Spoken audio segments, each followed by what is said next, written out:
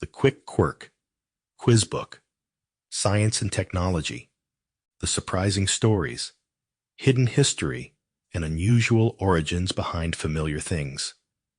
Author Janet Spencer, Trivia Queen of the Universe.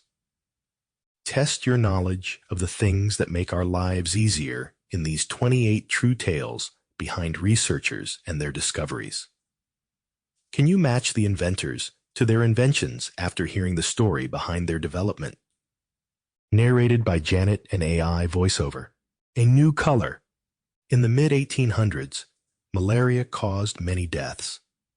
The only remedy was quinine, painstakingly derived from the bark of the cinchona tree.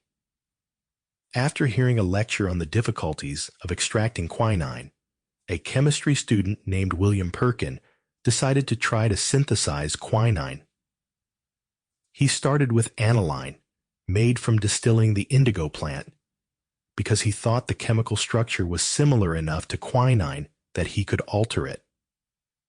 After mixing in carbons and hydrogens, the result was a black sludge. Perkin threw it away, then washed his flasks out with water and alcohol, but was interested to see that the sludge residue turned the water and alcohol purple. Experimenting further, Perkin extracted the substance that caused the color and sent samples to a friend in the dye business. The purple substance was effective at dyeing cotton and silk. At the time, purple dye was obtained from mollusks, and it took 12,000 mollusks to produce enough dye for a single dress, and it was not color fast. Only royalty could afford purple clothing. Perkin's dye was permanent, cheap, and easy. It revolutionized the dye industry and sparked the birth of the synthetic chemical industry. Perkin became rich and famous for inventing what he called aniline purple. The dye was a hit in France, where they named it malva for the mallow flower, which is the same color as the dye.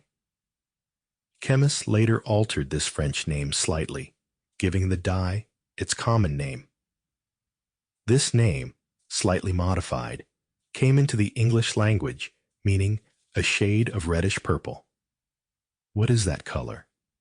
And the answer is mauve, from mauvine, sometimes pronounced mauve, a synthetic silk.